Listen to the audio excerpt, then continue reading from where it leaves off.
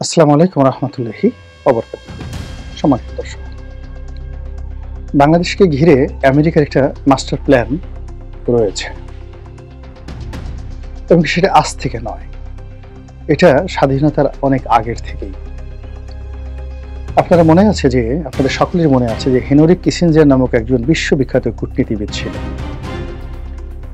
যিনি বাংলাদেশকে bottomless basket হিসেবে আখ্যায়িত করেছিলেন এবং মার্কিন যুক্তরাষ্ট্র কোনো অবস্থাতে চাননি বা তারা চায়নি যে বাংলাদেশ স্বাধীন হোক।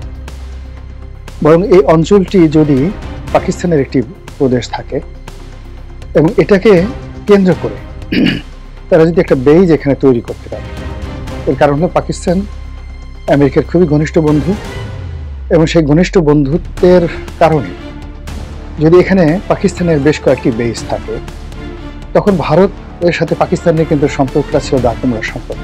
1968, 73 কিংবা 58 তখন তারা রাশিয়ান ব্লকে কমিউনিস্ট হিসাবে তারা নিজেদেরকে পরিচয় দিত এবং যদিও পণ্ডিত জওহরলাল নেহরু প্রো আমেরিকান ছিলেন, কিন্তু তারপরেও তাদের যে রাষ্ট্রের যত রাজনৈতিক শক্তি সেটা কমিউনিজম বেস ছিল। ফলে আমেরিকা ভারতকে প্রচন্ড ভয় পেত। তো একদিকে ভারত, তাদের সেভেন সিস্টার, তার সঙ্গে সঙ্গে চীন। ফলে পুরো 60-এর দশক জুড়ে সারা পৃথিবীতে যে কমিউনিজমের ভীতি ছিল, সেই ভীতির যে জায়গাটা ছিল এশিয়া, এবং এশিয়াতে ভারত যদি কমিউনিস্ট হয়ে যেত, চীনের সাথে তাদের বন্ধুত্ব হয়ে যেত, তাহলে এই অঞ্চলকে কেন্দ্র করে ব্যবসা এবং বাণিজ্য আমেরিকার বন্ধ হয়ে যেত। অধিকান্ত রাশিয়ার যে পতন বা সোভিয়েত ইউনিয়নের যে পতন, সেই পতনটা সম্ভব হতো না। ফলে বাংলাদেশকে কেন্দ্র করে, সেভেন সিস্টারকে কেন্দ্র করে দ্বিতীয় বিশ্বযুদ্ধের পর থেকেই আমেরিকার একটা মাস্টার প্ল্যান, একটা ব্লু প্রিন্ট রয়েছে। তারা বঙ্গোপসাগরের এই অঞ্চলটিকে, বে অফ বেঙ্গলকে খুবই গুরুত্বপূর্ণ মনে করছে দ্বিতীয় বিশ্বযুদ্ধের পর থেকে। ফলে এই এলাকাতে বেস করার জন্য, ঘাঁটি করার জন্য তারা একটি স্থল খুঁজছে এবং সেই জায়গাটি যে সেন্ট মার্টিন। এখন এতে আর কোনো রকম সন্দেহ নেই, কোনো রকম সন্দেহ। শেখ হাসিনা মুখ ফসকে আমেরিকার বিরুদ্ধে অনেক কথা বলে ফেলেছেন এবং শেখ হাসিনা সেন্ট মার্টিনের বিনিময়ে ক্ষমতায় থাকতে পারেন এই ধরনের প্রস্তাব তাকে দেওয়া হয়েছে।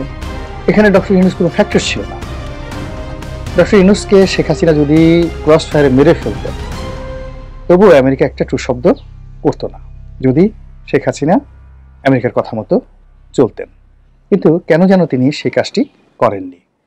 তো যা হোক, শেখ হাসিনাকে চলে যেতে হয়েছে, আমেরিকার প্ল্যানে চলে যেতে হয়েছে এবং এখানে আমেরিকার যে ডিপ স্টেট পলিসি, সেই পলিসিতে সাবেক রাষ্ট্রদূত পিটার ডি হাস, ডোনাল্ড লু, জো বাইডেন সরকার যে সম্মিলিতভাবে কাজ করেছে, তার কিছু কিছু নথি ইদানিং আমরা দেখতে পাচ্ছি এবং প্রেসিডেন্ট ডোনাল্ড যে ট্রাম্প, তার বক্তব্য এবং তুলসী গ্যাবার্ডের বক্তব্যের মাধ্যমে এটা অনেকটা স্পষ্ট হয়ে পড়ছে।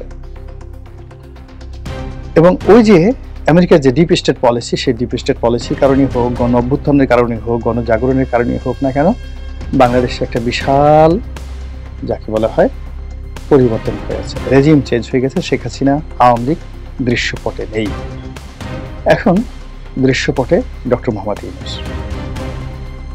বলার চেষ্টা হচ্ছে যে ডক্টর মোহাম্মদ ইউনূসের সঙ্গে ডোনাল্ড ট্রাম্পের সম্পর্ক ভালো নয় এবং ডোনাল্ড ট্রাম্প ডক্টর ইউনূসকে কোনো অবস্থায় মেনে নেবেন না এবং শেখ হাসিনাকে তিনি ক্ষমতায় রাখবেন। কিন্তু ঘটনা কিন্তু তা নয়। ঘটনা এটার হিতে বিপরীত হওয়ার সম্ভাবনাই বেশি।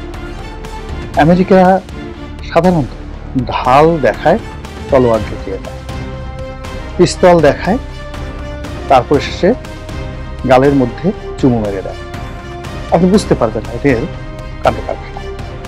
তারা ডক্টর মোহাম্মদ ইউনূসকে যদি কাজে লাগাতে চায়, তাকে বন্ধু বানাতে চায়, প্রথমত তাকে জনবিচ্ছিন্ন করে ফেলবে, দ্বিতীয়ত তাকে তারা গণশত্রুতে রূপান্তরিত করে ফেলবে, তৃতীয়ত তার ভিতরে একটা জানের ভয় ঢুকিয়ে দেবে, প্রাণের ভয় ঢুকিয়ে দেবে। তারপর একজন নিন্দিত এবং একজন ঘৃণিত ব্যক্তি হিসেবে তাকে ক্ষমতায় বসানোর চেষ্টা করবে। এখন এই যে তাকে বসানোর, যে ক্ষমতায় বসানোর যে চেষ্টা, এই ক্ষমতায় বসানোর যে চেষ্টা এটি অব্যাহত থাকবে। এবং ঠিক একই কাজটা জনাব জেলেনস্কির আমলে হয়েছে। জেলেনস্কিকে এইভাবে প্রথমে পচানো হয়েছে, অজনপ্রিয় করা হয়েছে এবং তার মাধ্যমে একটি যাকে বলা হয় যুদ্ধ পুরো ইউরোপের উপর ঘাড়ে চাপিয়ে দেওয়া হয়েছে। একইভাবে যদি এই বাংলাদেশে ডক্টর মোহাম্মদ ইউনূসকে জেলেনস্কি হিসেবে ব্যবহার করতে চায়, ভারতের বিরুদ্ধে ব্যবহার করতে চায়, পাকিস্তানের বিরুদ্ধে ব্যবহার করতে চায় এবং তাদের স্বার্থ এখানে উদ্ধার করতে চায়, তাহলে তাকে অজনপ্রিয় করা থেকে শুরু করে অন্য যে সকল কর্মকাণ্ডের কথা বললাম সেই কর্মকাণ্ড কিন্তু আলটিমেটলি শুরু হয়ে গেছে। এখন ডক্টর মোহাম্মদ ইউনূস তার এই পরিণত বয়সে জেলেনস্কি হবেন কি হবেন না, করবেন কি করবেন না, সেটি দেখার বিষয়। মহান আল্লাহ আমাদের সবাইকে হেদায়েত দান করুন এবং হেফাজত করুন। আসসালামু আলাইকুম ওয়া রাহমাতুল্লাহি ওয়া বারাকাতুহু।